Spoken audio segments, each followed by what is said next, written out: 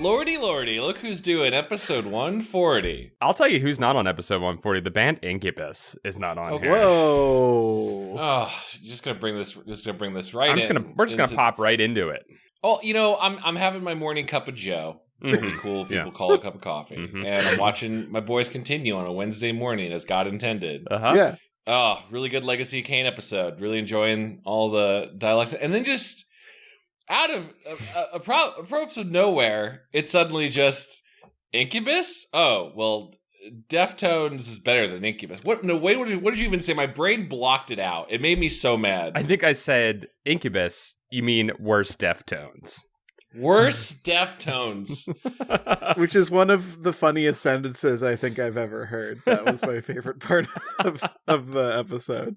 I'm glad now, because at first I was like, oh, for a second there was a Fall Out Boy reference in that episode. I'm really, and then you guys didn't say anything about it. Now I'm glad you didn't, because you would have just really just triple stabbed my heart. Don't get me started on Fall Out Boy. Chad, this is amazing because when I watched that episode, I was like, wow, what a safe joke. Like, you're never going to piss anyone off by making fun of Incubus. Like, basically everybody knows. Incubus is beloved by many. They were a great prog rock band who just happened to have their biggest single be one of their lamest songs, Drive. Is Drive their biggest single? I think Drive is the one where you'll hear it on, like just 90s, 2000s, like pop radio. What's the one that was they did an acoustic version as well as they had an acoustic version? Well, Drive is acoustic. Okay. There's a lot of acoustic songs. They do a great acoustic cover of Pardon Me. Stellar was the one on Guitar Hero. Stellar. That's the one I know. Oh, shit, was Stellar on Guitar Hero? I must have missed that game. I would have loved that one. Stellar's on Guitar Hero 1. I feel like Stellar is their song. Yeah. I mean, it's one of their songs. They got Pardon Me, Before I Burst. You got Wish You Were Here. They really are just an eclectic band with every album a different set of tastes and genres, going everywhere from NuMetal to funk rock. And I mean, what's Deftones got? They got I Watched You Change, and that's it. Did we need a NuMetal is my question. Well, that's why it was NU. It wasn't replacing it. It was just another kind. Did metal need to grow up? Yeah. And also, not to take us away from Incubus, there's plenty to talk about here, but NuMetal doesn't sound much like metal. I'm just saying. There's many bad music genre names. Like, not to pivot off of that, emo music, terrible genre name. Nobody knows what emo is. Everyone has a different idea what emo means. Because it's emotional? You mean most music? All music is. I mean, show me some unemotional music, except for like please. Kraftwerk. I don't know. Like what counts as not emotional? Well, emo, I'm sad because my girlfriend broke up with me a month ago. Is just music. I'm sad because my girlfriend broke up with me years ago. Is emo is how I heard it explained. Sure, I'm not over my old girlfriend from a few years ago. The lingering wound is emotional, yes. But even still, it needs a better term. It needs Well, I have a little history lesson. It stood for emotional hardcore originally, was what it stood for.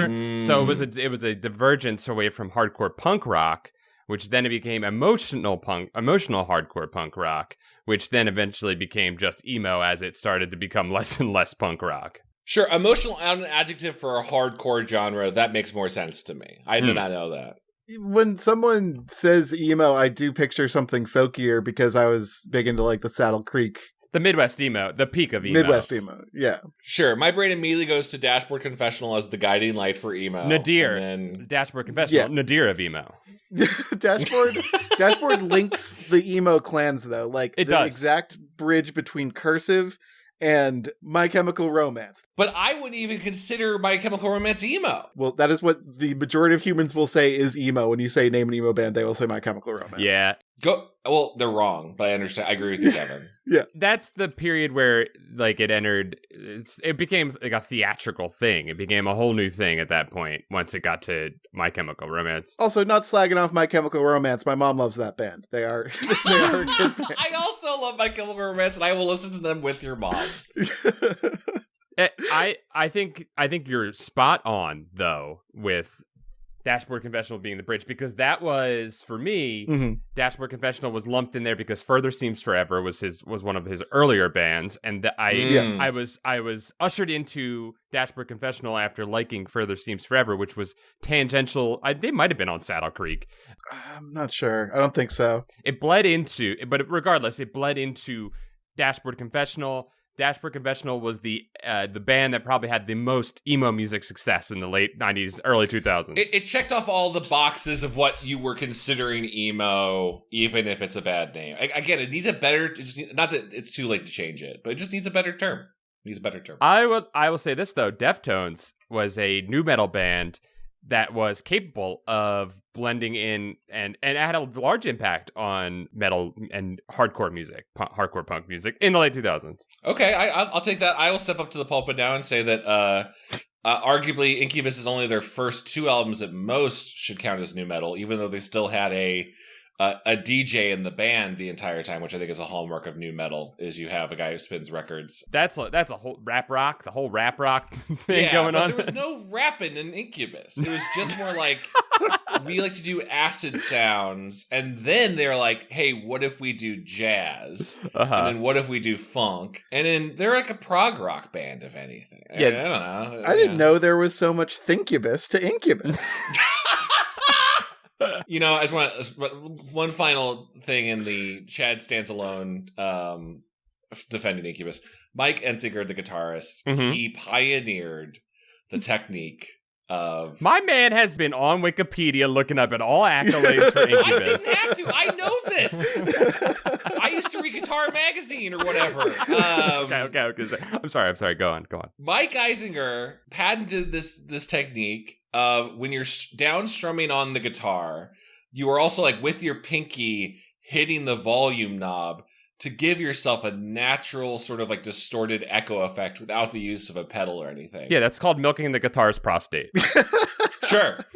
I'm fine with that. You know what? I know you're trying to poke fun of it. I'm fine with that. That's fine. He milked the prostate, and as we all know, stimulation of the prostate's good. So I'm saying it's a loving and giving thing that he did for that guitar. You know what I think is cool is that Cursive had a cello in it, and the guy's guitar looked like a can opener. It was a cool looking guitar. That's a cool guitar. Yeah, I learned that from fucking Guitar Hero, dude. Do they have the custom guitar in there? Yeah. Like, now you can play as the Cursive can opener guitar. Yeah, they have the weird can opener guitar. I love that thing. They should just let you be guitars instead of like being those like CG cartoon rockers. Just let them be cartoon guitars. A guitar man playing a guitar. You're saying? Well, sure, yeah. Or also just like, yeah, I'm me now, and now you just become the guitar. Yeah, and then you can play as Mike Enzingers, and you can figure your own prostate. Yeah, fine. I stand alone with my prostate in my Incubus albums, and they're all good. Anyone else who likes Incubus, hit me up. Talk to me. I'm not trying to... Look, I loved Incubus. I loved them. I loved them more than I loved Deftones in the years that they were both at probably their peaks. But as time has passed, I have just come to regard Deftones a little higher for what they have, for their contributions to music at large. You know what you did. You know what you said on your channel. I know. On your show. The Incubus is worse Deftones. I'll stand by that. You know what's weird is I never really listened to Taking Back Sunday, but I really like Stray Light Run. I really think Stray Light Run is the winner of those two bands. You know what? If I could do this to make a piece between, you know, like the Cylons and humanity. Yeah. Like, I'm not saying one of us is the Cylons, which one of us is humans, Paul. The Cylons were the good guys, so I'll take it. Interesting read. This is, I think, what I will always is that whatever music you like, you're allowed to like whatever music. People who are snobs about music, not saying anyone in this call is a snob, not saying that anyone insulted anyone's other taste in music. Whatever music speaks to your heart, that's okay. And it's all right. If you fucking love Nickelback, even though it's the same 3 chords over and over, fuck yeah, man. Go for it. If it makes you feel something, it's good. Yeah, it's like food. If you like pizza with pineapple, fucking go for it, dude. Oh, yeah. I'm like, look, to quote a famous Kevin Cole, I am not here to yuck anyone's yum. Yeah. I invented that phrase. I fucking stand by it. Welcome to Goosebuds. Welcome to Goosebuds. I'm Paul. Welcome to Goosebuds. I'm Chad. Hi, I'm Kevin. Kevin doesn't want to welcome me to Goosebuds. He's different. I think you were welcome twice, which is a sufficient amount of welcoming. Now you just get to know my name, and we will continue on. Welcome to the podcast where we usually review YA books, including the works of R.L. Stein, giving them the hard-hitting critique they deserve. But sometimes we also visit other 90s cultural touchpoints, and a recurring one that I think we often go to for shelter in the storm is the good old Adventures of Pete and Pete. Some would say we go to Pete and Pete maybe to remember what really awesome fiction for children is like.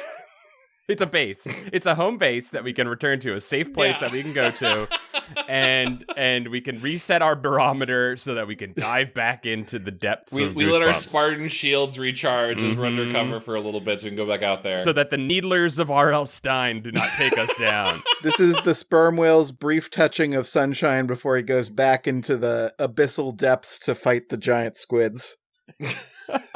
Dude, I was just watching a whole video on giant squids. Those things are fucking wild. Yo, I was watching that. I know exactly what video you're watching. The one about the guy, the guy on the beach. He's it was that one? Jacob Geller? Yeah. Yeah, I love Jacob Geller. Shout out to Jacob Geller. Good YouTube content. Yeah, that shit, that video rocks.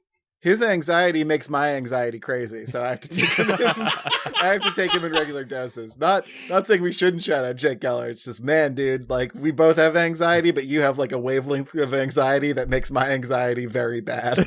Yeah, Jacob Geller's like, hey, are you scared of the water? I'm going to make you more scared of the water. And I was going to say that I think Pete and Pete also is something that we like to visit around the holidays, which we're entering. It's a return to some innocence, right? Yeah. So, as a Pete and Pete scholar, I gave you the choice of 3 episodes, and Chad, you leapt at the idea of doing this one, Nightcrawlers, which is a classic season 1 episode. I think this episode lodged itself in my brain as a child. Me too. Because as a kid, it's the coolest concept of never going to bed, rejecting bedtime entirely. Do you guys remember what time your bedtime was? I mean, I know it changes, obviously, but I couldn't recall what my bedtime was. We always followed the child bedtime chart as shown in this episode, so... Yeah. Yeah, I did appreciate that. Cut to a graph showing absolutely at 9 o'clock. Kids was it 10-year-olds must go to bed? Is that what it was? It was all the age groups. It was a chart that slowly went up. Obviously, as you got older, your time was pushed back. I loved that because it's a small thing, but it's like a moment of endearing sweetness because they had to make that chart and then film it with a camera and sit in a room filming it for a while, and like they were just shooting a chart, and it adds so much to it. Where now, and I'm not blaming anybody for doing this, you would just throw up a digital image of the chart and you would just have it be on the screen. Oh, it's so much better. I mean, it's the we've talked about this before, the Wes Anderson-ness of somewhere there's a library, I guess, about these characters and these things, and a documentary is being shot, and here's the footage of it. It's so good. Oh, it's beautiful. This one being located in season 1 definitely has that like wonderful homemade Pete and Pete vibe. Yeah. This is a pretty low budget episode. I hate that I'm now like always looking at things from a production standpoint of like, yeah, you just had to shoot stuff on like a quiet street at night and a backyard. That's pretty much it. Chad, sometimes expensive things are worse. Is that? I guess so. Yeah, someone should talk to Michael Bay about that. This is a good Big Pete narration type thing. There's no B plot or whatever to like give Big Pete anything to do. He's just the narrator for this one. So Big Pete is just looking tired through most of this episode. Yep. Looking tired, hanging out in his cool workwear fashion that is back in style now. Yeah, real blue collar. Yeah, he's really actually proto hipster. He's rocking that work shirt and that like soon to be popular field jacket that he's always wearing in all these episodes. He's looking good this season. I love Little Pete's motivation in this that they set up that like, well, there's really 2 reasons Little Pete wants to stay up. One, that he feels, before the term was coined, he feels a FOMO. He feels a fear of missing out, and that other kids elsewhere are having fun or getting a kickstart on the day while he's sleeping. I totally still deal with, well, while you're sleeping, you could be doing other things. You could be leveling up your Dota Battle Pass. Yeah. Go play that. You could be listening to the entire Incubus discography during that sleep. Oh, that'd be several days worth. It's such a rich catalog. I love they would truly change me. I love the visual direction here where old Pete is narrating, but it's while he sleeps, and he talks about your eye spinning in its socket, and you see it moving, and then they cut to the shot of a globe of the Earth spinning in a dark room, which is just cool. Like your eyes spinning. Yeah, okay. It's cool. It's cool. It's a cool little shot, and it's nice. It's nicely done, and it's very simple but effective. Speaking of rapid eye movement. Yo, yes. Oh. Paul, you said that the director of this episode also directed the music video for REM's Shiny Happy People. Indeed. Catherine Diekman, I believe that would be how you would say Catherine's last name, directed Shiny Happy People, which is a fun watch. I watched it after I watched this episode, and you can see like there's like a children's show vibe to that video. Yeah, written by give credit to the writer, written by co-creator Chris Viscardi. This is a pretty basic episode into Pete and Pete. I don't mean that discouraging. I would say this is the Pete and Pete episode. Wow. I would say this is the Little Pete episode. Yes. I don't think there's an episode that's more Little Pete than this one. This is just a pure Little Pete experience. He got much wackier as the episodes rolled on, and he had to keep like getting crazier and crazier. The Flanders effect kept coming for him, but sure, he got more extreme. Yeah, but this is a wonderful Pete episode. I love that line about the world moving while you're asleep, because as a kid, I was like, oh man, I didn't even think about that. Like. Like it stays somewhere else when I'm in bed. That's crazy. It put that anxiety in your brain. Didn't have to try that hard, but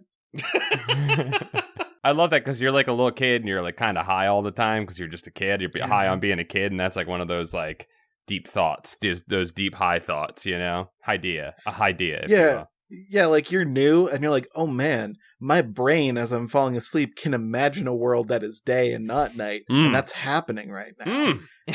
Am I connected to the universe? Am I how the universe imagines itself? I want to ask you guys what you would... I found myself enjoying this episode quite a lot. And again, just to lay out the very basic of this, right? Pete has fear of missing out. He also thinks that there is a secret parental cabal. Yeah. That after the kids go to sleep... they all coordinated this stuff. Honestly, I think that was the funniest idea of the whole episode, in which they had spent more with it. Of how do we coordinate all of our plans as parents with our kids? Right. Our kids listening. The international adult conspiracy, which only spans Cranston Street. Yes, very much so. Yeah, they're small cells, right? Right. Imagine there's like the neighborhood, and then one of them reports to a higher level web, and then it kind of webs out from right. there. That's just good infrastructure for your consortium for sure. Yeah. I love the sequences during that because it's just such a fun, easy setup because it's two shots split in the middle or split screen of two parents talking on a phone. And they obviously just had fun setting up really cool, crazy wallpaper backdrops, fun phones, and then fun clothing for the parents. And just like each shot is just like this really fun, just like they're like set designer go off, you know, like the art department go nuts on this one. Well, there are like 6 kids they introduce that never show up ever again, and I was trying to figure that out. Yeah, each of them gets like a distinctive adult. Mm-hmm. I think Clem might show up again. I fucking love Clem. Yeah, shout out to a couple people you might recognize from future TV. Heather Matarazzo, who you might know from several movies, including the Princess Diaries. I also give a shout out to, I think his name is... Clem is, you might recognize from Heavyweights. Yes, Aaron Schwartz from Heavyweights. Had to pull him up. Nice. Did you look at a present day picture of Aaron Schwartz? Yeah, he got cut. Is he hot? He got real hot. He got real hot. He really grew into himself. Does he have as good of a beard as he does in this episode? Oh my goodness, I love that. What do you mean a beard? What do you mean? What do you mean? He had a beard. Did you not see the beard, Chad? He's a little. I thought that was like Shadow. He's a little 10-year-old boy. No, he grows a beard. Remember how he's itching himself with the card when they're playing poker? Like that's him. His stubble's growing out, and then progressively through the episode, he's growing along with the beard. He ends with Civil War mutton chops on either side of his face. You know, I didn't even think about it. I don't know why I didn't process it. It's so natural is the thing. And they're never like, haha, you're growing a beard. They just let it be, you know? Yeah. Yeah. Which is a lot of the stuff in this show, I feel. There are so many jokes that are just let out there, and they do not care if you miss it. It's just there, which I think is what made this show stick around, right? Is that there's so much packed and baked into it. and they don't telegraph anything. It's all there, and it's for you to find. Sure, and a great example of this, and probably why I missed the Button Shops, is I was obsessed with Pink Eye, one of the other kids who's joined the Nightcrawlers, this group of kids who are going to stay up. Yeah. Pink Eye is established without really getting into it. Pink Eye has pink eye. She's constantly rubbing at her right eye. And then anytime it cuts to, without ever saying who's her parent, you know who her parent is on the phone calls because there's a dad just rubbing at his eye constantly. It is very distressing to watch. It's great. It's great because you get before Pink Eye's even introduced, you see Pink Eye's dad and he's kind of itching below his eye a lot. And you're like, what's that about? And also, Pink Eye's dad is on a pink telephone, which is very funny. Oh. How would Pink Eye spread? Are they all just like sharing the same pillow? I don't know. Not to worry too much about it. Because it's poop, right? Pink Eye's poop. They love each other, and they hug, and their eye juices mix, and then they... All right. So to clarify the plot. yeah, I do think we need a little bit of setting up. Little Pete doesn't want to go to bed at 9 p.m. His mom is like, you gotta. Because I'm your mother, that's because why. I said so. The famous words, because I said so. Mm-hmm. Little Pete decides to put his foot down during a game of flashlight tag, and he says, no, not going to bed. And his mom thinks of various ways in order to counter this, but she goes with the reverse psychology and says, fine, stay up as long as you want. And then Pete's like, fine, I'll stay up for 11 nights. Because he saw it in Ghibli's World Records. Ghibli's World Records. Not Guinness's. I guess they did want to pay for that trademark, and honestly, Ghibli's a better name. And not Studio Ghibli's World Records. No. But Ghibli's World Records. Which is just a book of things that Miyazaki had done and that his son will never do. Yeah. This was early 90s, which the Guinness Book of World Records was hot in the early 90s. Yeah. It was a Scholastic Books pickup. You wanted to get the hot new Guinness Book of World Records, so it was they definitely didn't want to pay for that right for that, but they did want to make a call out to it. It was a chance at middling internet style fame. Yes. Sure. Well, I think there was a period of time where like the Scholastic Book Club was selling those crystal glazed cover books of Guinness. Beautiful. Yeah. So it was sort of a thing of like, if you get into Guinness World Records, every kid in the world will know what you've done. Right. Yeah, it was a kind of magic, I think. Turns out you can just like pay your way in those, right? I think you're kind of just like, hey, I want to do this thing. Can I give you guys like $5,000 and you put me in the book? Yeah. But one of the catches of the Guinness Book of World Records, you need a witness. Or, well, I guess the Ghibli's World Records, you need a witness. At Guinness Book of World Records, you need like a official Guinness World Record person on the scene of the crime. Or sometimes you can send in a videotape. Maybe, I don't know. It seems very hit or miss. It's not a real institution. The government doesn't like. The government should probably regulate the world records. I do think we need a government body managing this for sure. Yeah, it's not like the Olympics are corrupt. Even better, an international governing body would be great. An international thing that could take a lot of money from foreign powers, and then like suddenly the Saudi Arabia just has all the world records. It's fine. It's fine. It's fine. Coolest thing my city does, coolest thing Boston does is say no to dumb shit. Like, I love Boston for saying no to stupid shit. Like, they wanted to put the Olympics here, and we were like, no. No. They wanted to put Amazon here, and we were like, no. So, dude, we've been fighting and losing a battle against the Olympics in LA for like 10 years now. I think we're going to lose it. LA is going to do it. Dumb. They love their money out there. They're going to do it. We don't have the infrastructure for it. We don't have the space. Did you guys notice that when Pete is arguing with mom about future bedtimes, Pete predicted 9/11? Why not 9/11? I saw that, and I said that Pete did 9/11. She says 9 o'clock is your bedtime, and he says, "What about 9/11? Why not 9/11? Why not? What about Building 7?" He says. Yeah. So Pete did 9/11. He didn't. I'm not saying he did 9/11. I'm saying he Nostradamus 9/11. That little rapscallion is responsible for it for sure. I know so it. You saw him. Up. He was wearing his boots in bed. That guy doesn't give a fuck about anything. When he goes outside and he's playing flashlight tag with his friends, and I thought the moment where, so we aren't introduced to any of the children yet, we're just seeing all of his cohorts for this episode running around playing it.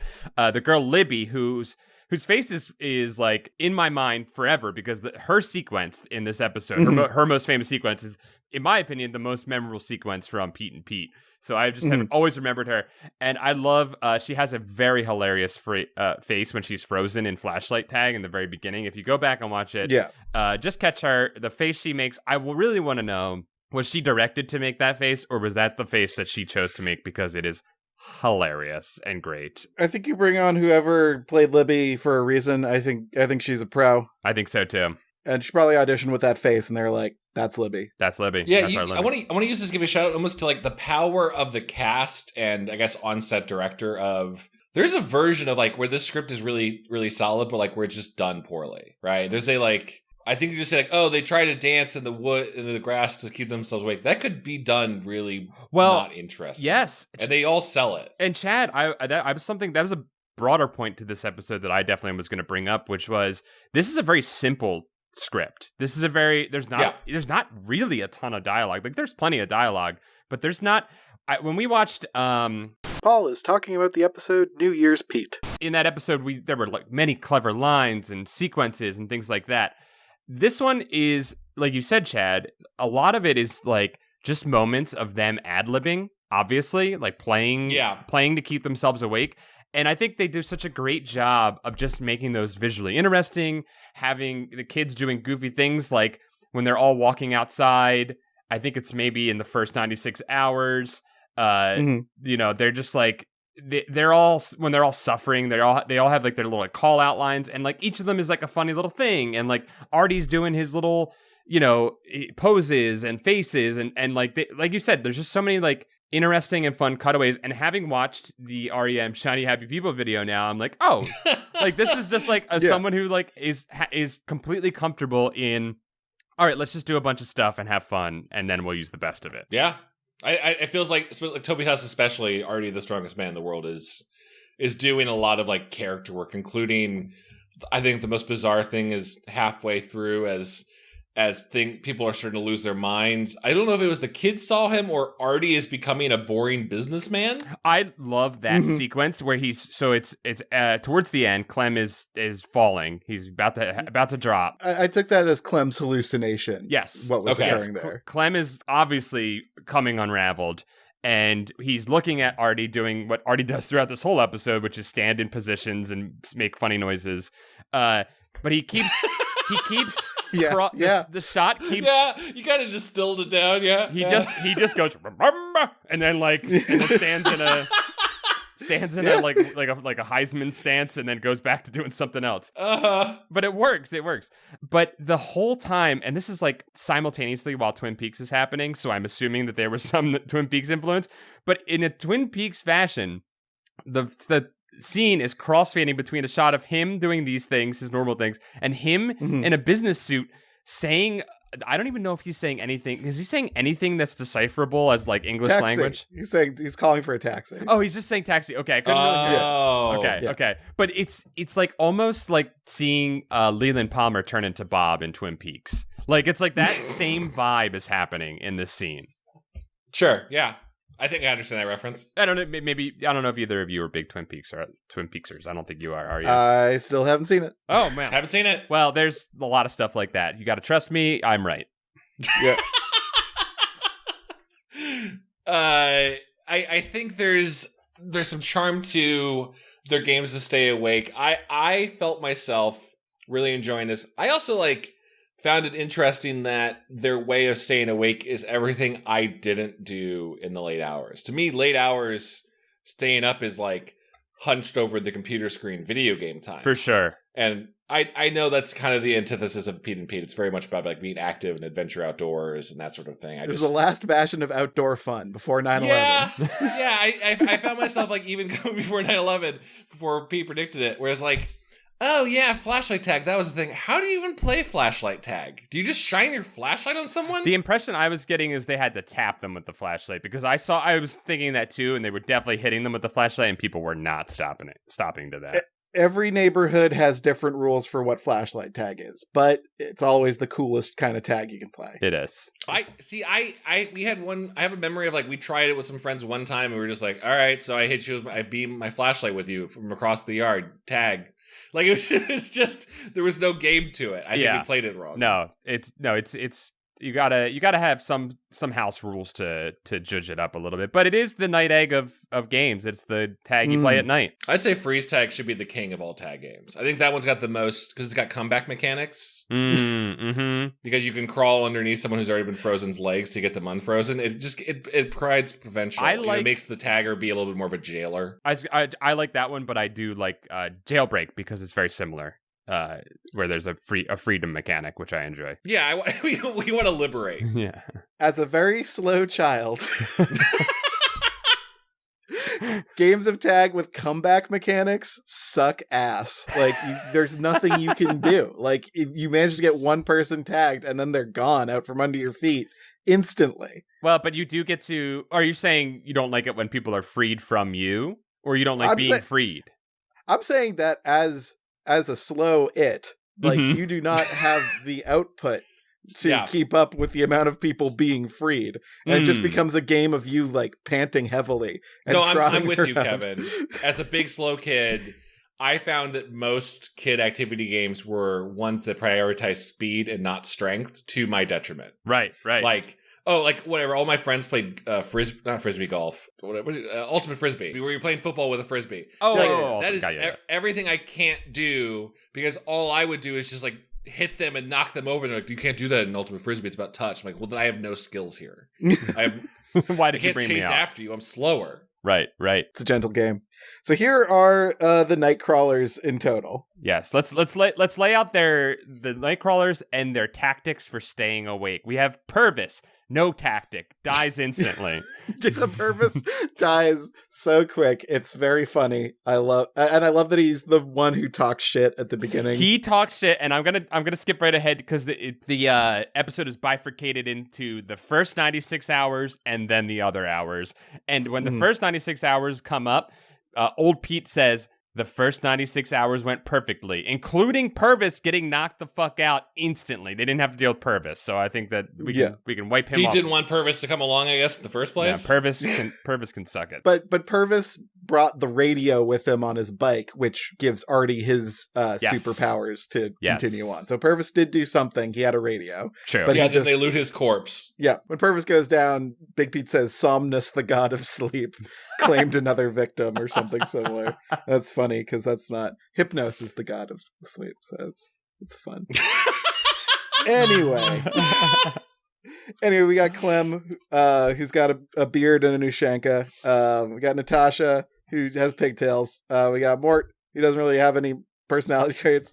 We've got Libby, who looks at the sun and sneezes. We've got Pink Eye, who has pink eye and eats fig newlies. I love that most things are Kreb related in this show, but this is a non-Kreb product. It's wonderful. The fig newlies was the least effort that could be put in. You could see the original Fig Newton label underneath it that had been like yellow taped and papered lees added to the end of it. It was very charming. Just beautiful. Perfect. And of course there's Artie. When Little Pete proclaims this group to be the Nightcrawlers, he perfectly tilts the flashlight up to shine in the lens. So there's like this little like lens flare when he says, we are the Nightcrawlers, lens flare. It's amazing. It's a good name. Fine name. Good name. I'd say Libby is probably the second major character in this besides Artie or Pete. Like, really? Pigtails got some stuff. You know, she's kind of trying, but she's really like that one trick. Like, I just pull my hair. Libby, I would say, I think there's something about her, if you really want to dive into it, there's something about her adoration of the sun and the bargain she's made with it as a way to supercharge during the day that I really feel like when they lose Libby, when she gets stuck in someone's backyard, it is depicted like a labyrinthian maze where it's really just a lot of ivy everywhere. It's like she got through a fence and can't find her way out. Like the sun betrayed her and it didn't come out to play anymore. Yeah. As soon as they lose Libby, I think the game's over. They've lost their really one of their brightest stars. She goes out in a very Hans Christian Andersen way. Yeah. And Little Pete himself does not have a tactic. His is just sheer willpower. Like, he's going off of the vibes generated by his other fellow Nightcrawlers. Right. That's his only energy. Yeah, the wheels really come off when Libby goes. Obviously, I think Libby's the wheels, but the cart and the carriage and all the pieces inside are Clem and Artie, obviously. Like, they're the body of this thing, but Libby has been driving it forward with her solar sneezes. Libby's dad carting her limp body off saying "you're next" to Pete is fucking raw as shit. I love it. Yeah, that's something we haven't really touched on too much, is the chaos this brings to the parents. I think was, maybe I'm just older now and I wanted to see more of that. I think they're worried about the balance of power, and we're seeing them on the phone, like, hoping that another kid will fall soon.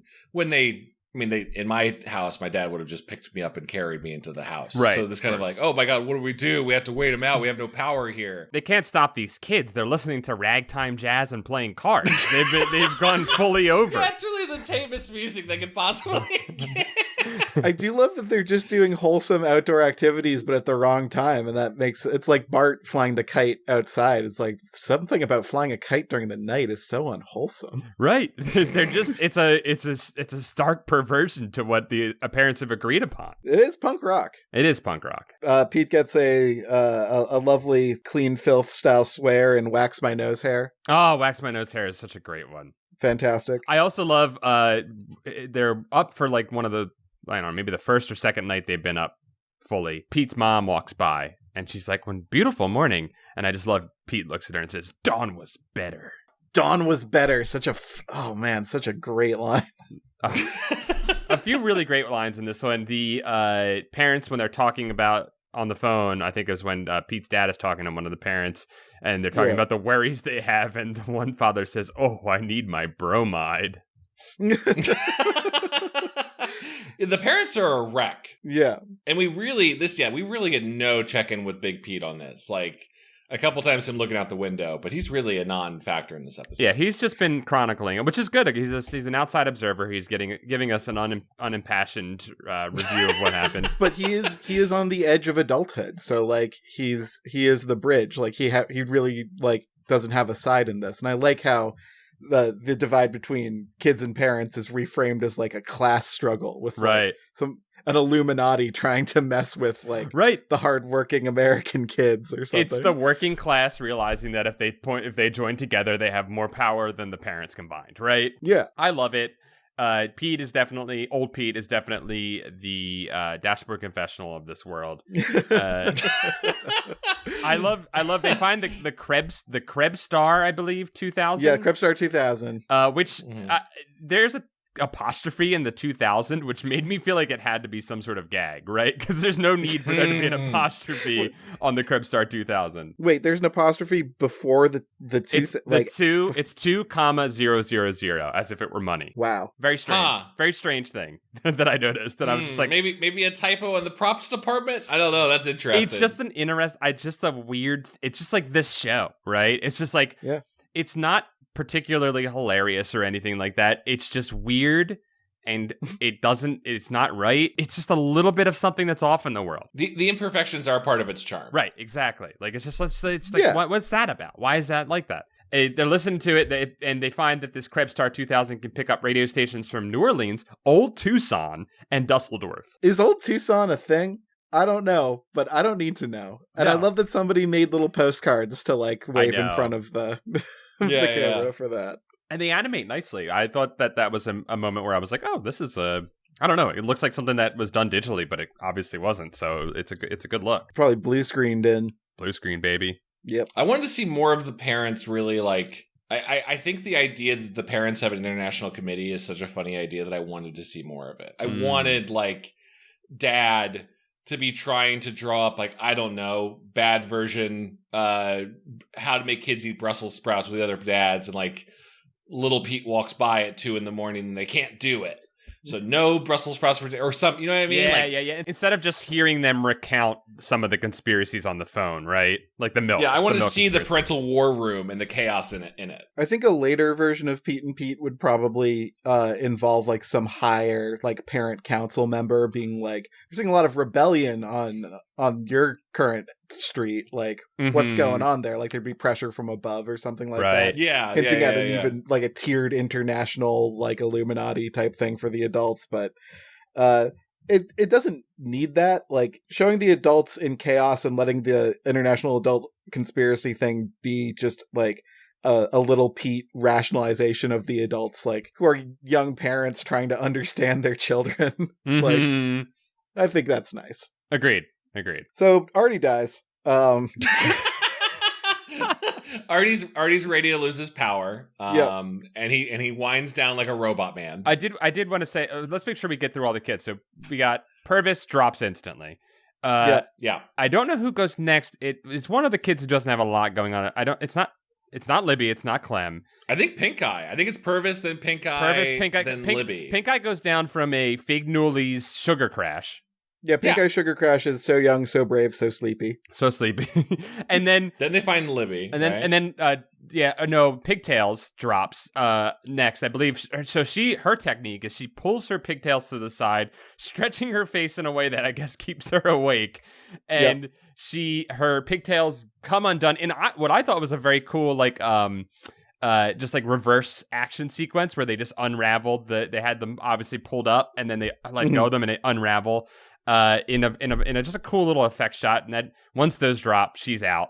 Then the Libby scene, which is, in my opinion, again, the Pete and Pete scene. This girl, sleep deprived, wandering through a canopy of trees, unable to locate the sun, peeks into a basin of water in a bird bath and touches it. And then what is their exact line as she curses the sun? Yeah. Oh, she calls. I didn't write it down, but she calls the sun a wimp. Yeah. Because the sun won't show up. The sun is out, so it's like hiding from her. Mm-hmm. Yeah, Mr. Sun must have been a little logy from his lunch break because he didn't come out to play. Mm-hmm. Wimp. And then she falls. Then Clem, Clem seems fine, but he begins hallucinating Artie as a New York business person. And then he in mid laughter, he just falls over, stone dead, asleep. Yeah, he seems like if every one of these is a death, like an actual death, his is like a sudden heart attack when his life seemed to be going fine. Yeah. So Libby dies of heat stroke? I don't know. I'm trying to think of like the version of it. No. Exposure, I guess. Or exposure, that would be, yeah. Sleep is for the puny. It's unpipe, says Artie seconds before Clem's death. Unpipe. I love Clem dies. Clem goes down, and he's the final child.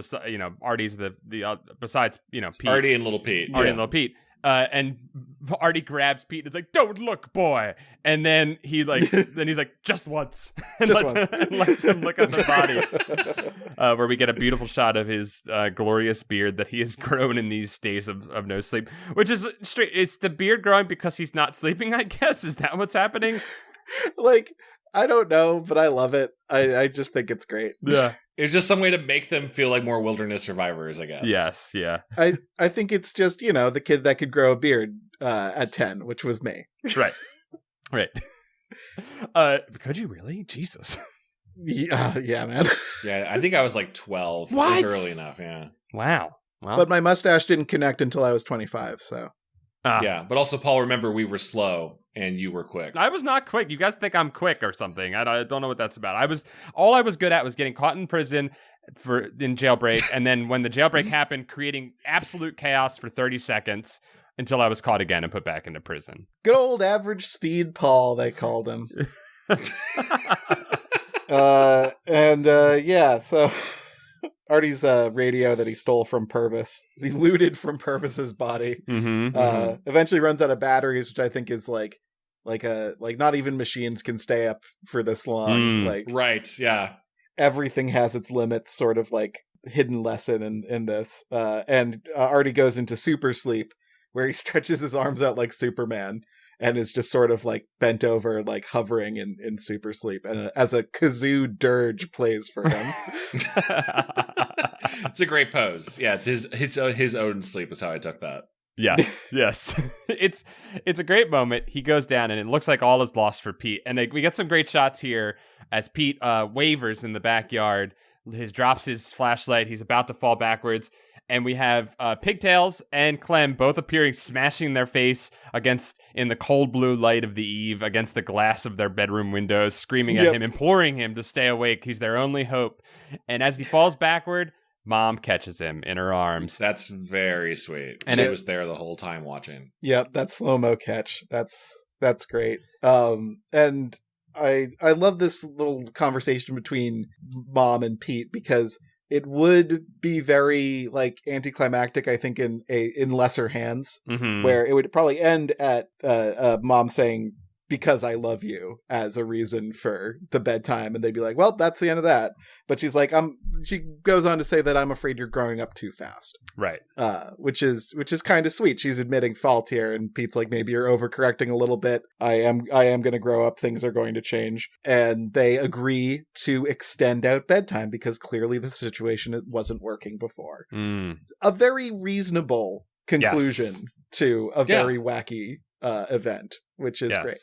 And it's great too because Mom sees first defiance, right, on Pete's part, and it's defiance all the way through, but she also sees that Pete is going for record. He has a goal. He has set a goal for himself, and maybe the initial reason was in rebellion towards her. But after a certain amount of time, it's like, no, this kid's got a thing he's trying to accomplish, and he's really putting himself into it, and she's going to support him and help him get over the finish line, which is a beautiful thing as well. That said, after 4 days without sleep, the toxins in your brain kills you, so I don't think she should be keeping her son awake. Is that the farthest you can go? I don't know why I thought it was 8. I didn't get to do any research ahead of time on what is the longest you can go. I just know that it'll kill you if you don't sleep. You gotta get the brain poison out of your brain. Yeah, I remember in the college years a couple of like, I guess I'll just stay up all night and finish this. And even one was, that's rough, guys. Don't do that. They did their research, y'all, because the longest anyone has stayed, according to this article I'm looking on, newscientist.com, which is a scary name. That sounds legit. New with an NU? I wish. Kevin, goddamn, I wish that was the way it was. That's going to be we got to start that website right now. Let's get that URL. 17-year-old Randy Gardner in 1963 went without sleep for 11 days and 25 minutes. Wow. And then he lived a good life? I think he stayed alive. I don't know, probably fucked him up pretty bad, though. Okay. While I was looking that up, you guys were saying one night, and yeah, it's tough, man. Even as like an 18-year-old, staying up for a full night was tough. You've had me on the podcast before where I'm coming off of doing the loop. Oh, the loop. Oh, that's right. Yeah, the game dev loop. Yeah, so I have a terrible sleep schedule most of the time, but sometimes you gotta do the loop to make it better. But that's like a 50% chance it'll make it better. 50% chance it'll make it way worse. So I was gonna say one thing that's a testament to Pete and Mom in this final moment is Pete is obviously little Pete's barely holding on. He is very, very tired. Yeah. And then his mom, like, Mom's like, oh, you actually only have like another 45 minutes before your new bedtime. And then they play together. And they play flashlight tag. And the fact that Pete gets a third or umpteenth win to play, another burst of energy to bond with his mother, very, very sweet. Yeah. Very big fan of that. It's a good sweet ending to what could have been. That's the thing about the show. The whole show could have been pessimistic or cynical. And I don't think it is. Like it's ironic in ways. It's absurdist. It's a little random at times. But it is always kind-hearted, and I think that's why it endures.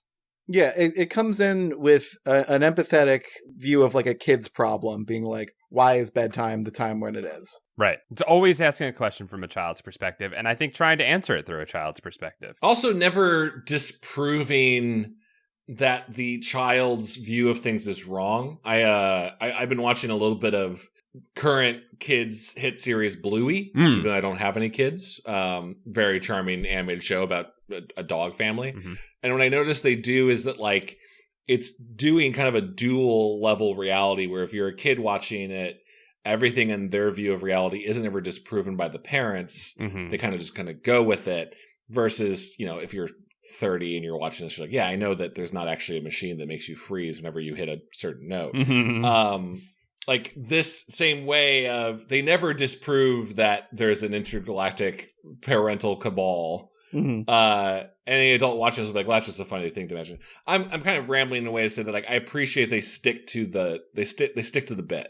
Yeah. They leave the mystery box unopened, right? Like maybe there is a cabal, maybe there is an adult cabal, because it's never, like you said, it's never disproven. And we do see all the parents talking, and we do see them discussing like swapping 2% milk for whole milk, and the kids not being any wiser to it, right? Like they are sharing their conspiracies against their children. So like, yeah, it very well could be a larger consortium of parents around the world. Who knows? So here's what I want to ask you guys. If you guys were going to stay up several days in a row, now as adults. I can't. Oh, God, yeah, go ahead. What's your plan to stay awake? What's your activity? Are you doing anything in particular? I think I would go pretty hard on PC game catalog that I haven't finished. I think the dopamine of like little quests and stuff will keep me powering through. I would go hardcore on PCP. That would be my PC of choice. So that could work. That would probably be what I use. I would do an even worse drug. I would break out a PlayStation 2 JRPG. Woo! Oh my God.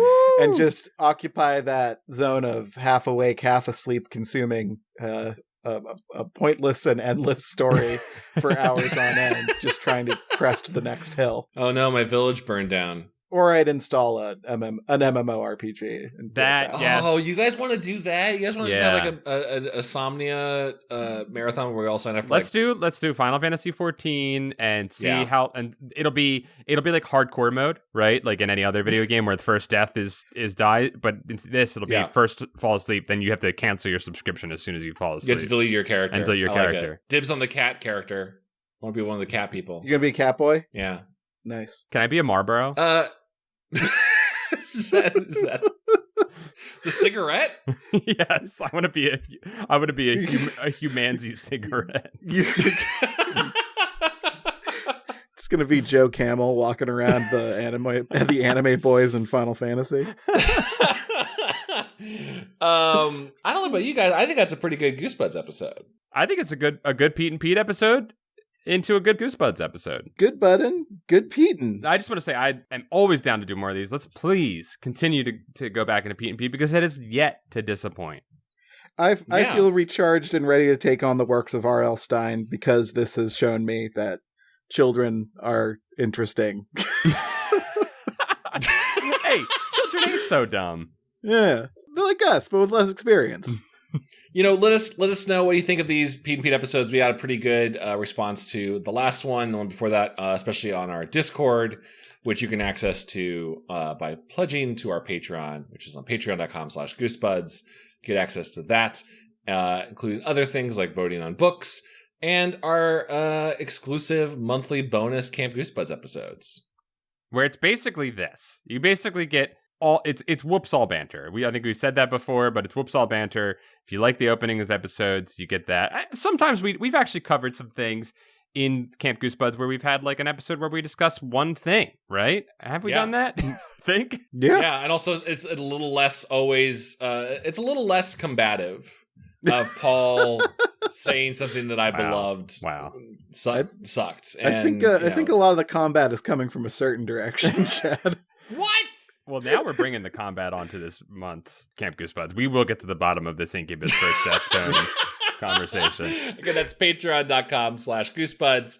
And also, if you're listening to this, especially in the first part of December, we currently have do you want to call it a cyber sale, a Slinksmith sale, a holiday sale on our Goosebuds store.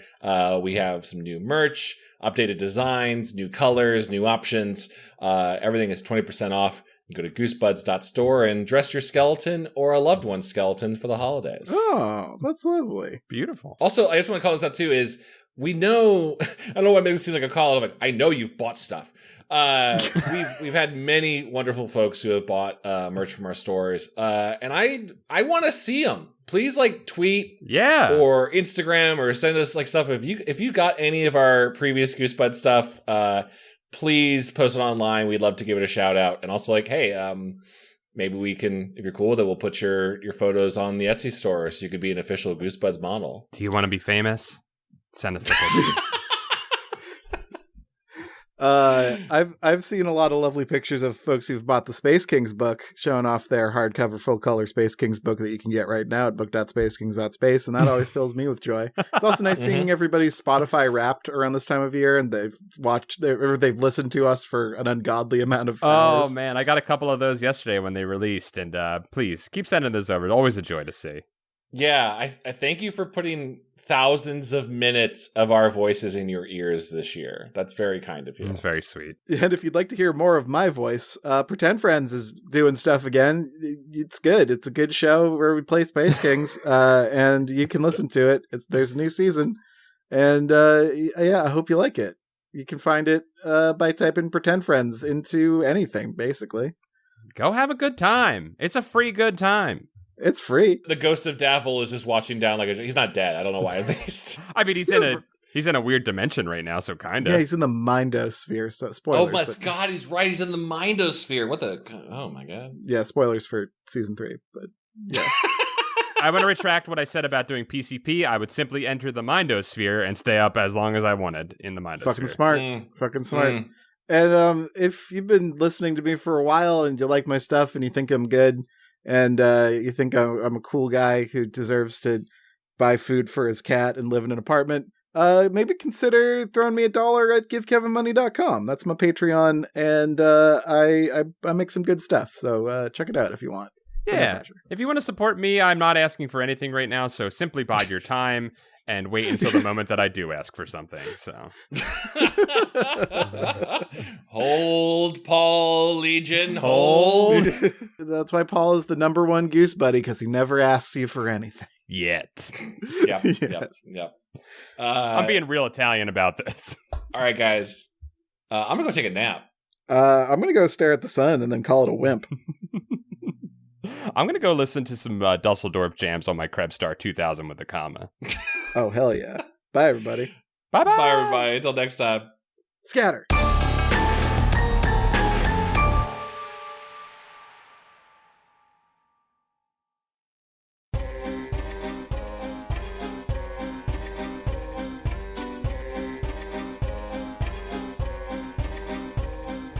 This episode of Goosebuds is brought to you by our wonderful Patreon supporters. They live forever in the digital book of names. The book of names. Starting with Stefan Jive Turkey Kuwabara, Hollis Hornbeak, Low Belly Hate Me, Cameron Murphy Audio, Michael McDowell, Hey Josh Rob, Mickey C, Nathan Dolezal, Kelly C, Mike Lanteri, Buddy Morrill, Ailcade, Mel Dipson, Afsheen, Danky McStanky, Dango Twiss, Brian Wells. Happy holidays from Zenticles to all the Goose Buddies. Aw. Happy holidays, y'all. Happy holidays.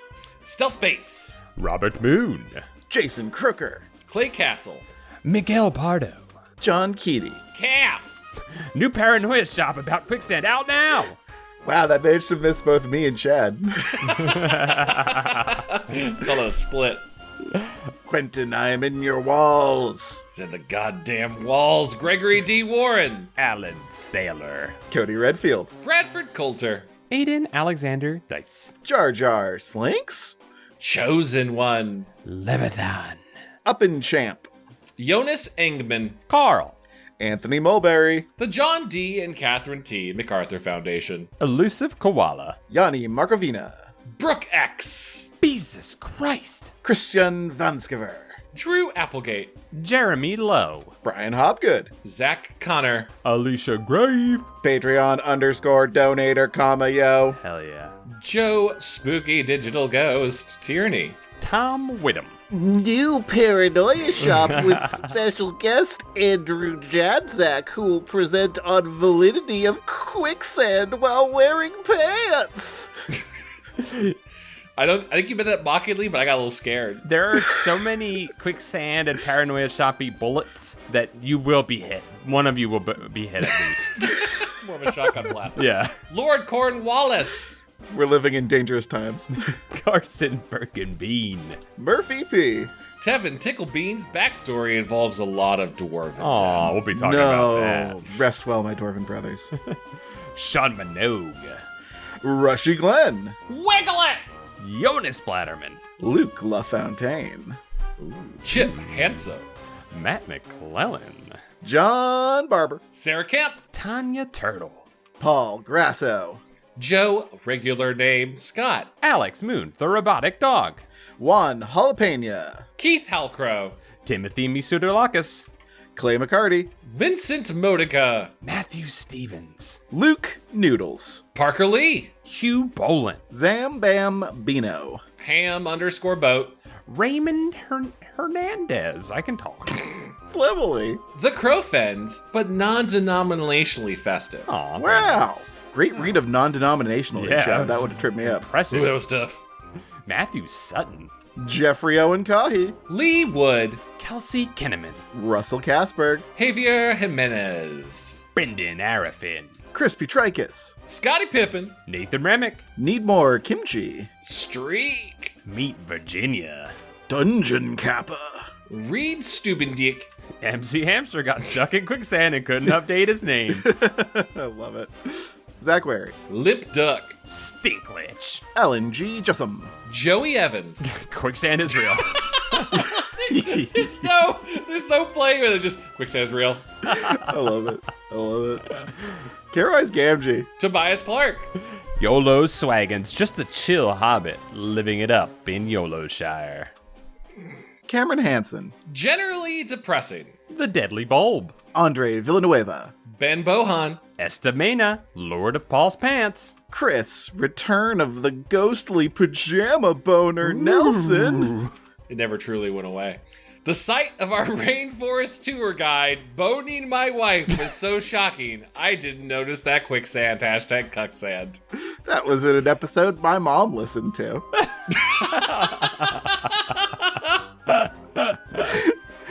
Ryan Stewart. Kieran McNamara. Diet soda. Jonas Enevoldsen. Calamity Carl. Germ juice. Jackie Ledoux. Coleman Laguza. Lamb. Great movie. Nick Johnson. A Pair of Scots, another great movie. Stephen Day. Levi Kidder. David Gray. Bryce Dury. #Dwarf Energy. Matthew Bertado. Ryan Carroll.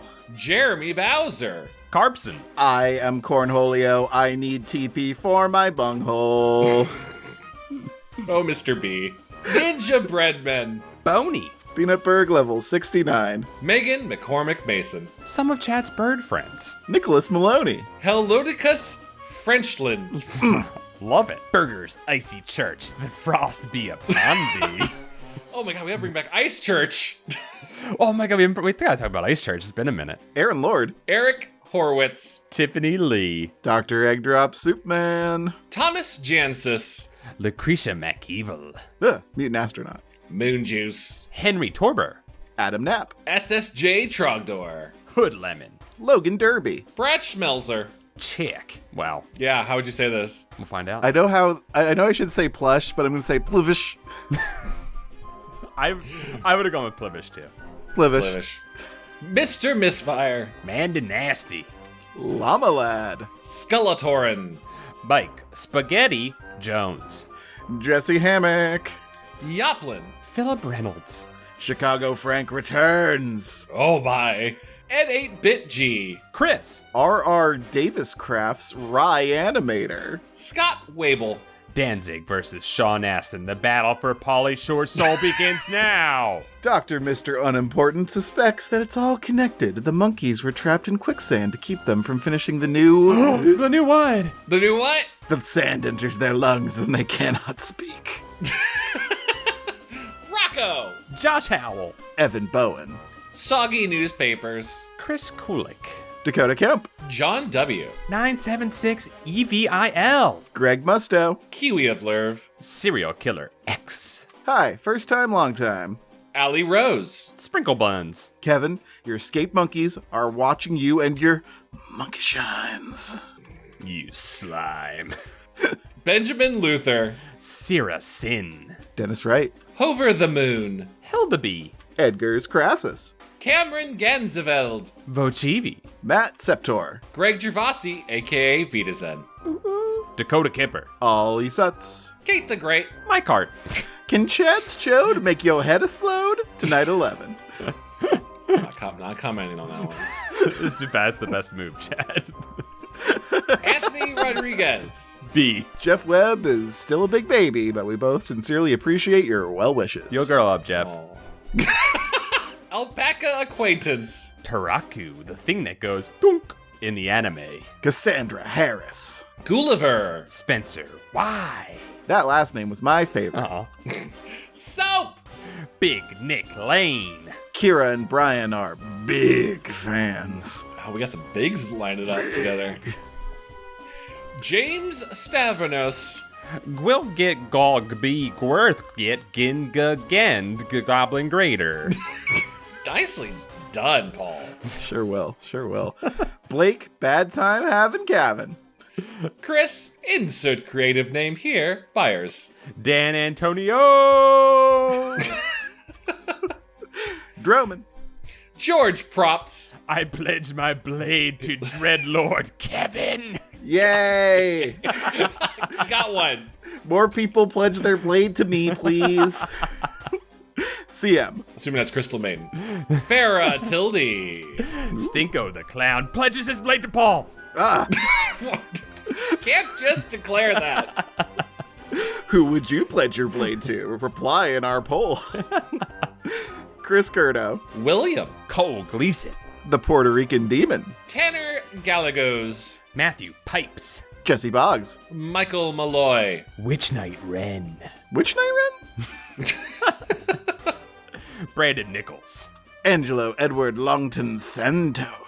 Smelodies. And now to add 2 new names or things to the book of names. The first is funny. The second is Goon. Good vibes. Mom was kind of hot. Cahoots. What?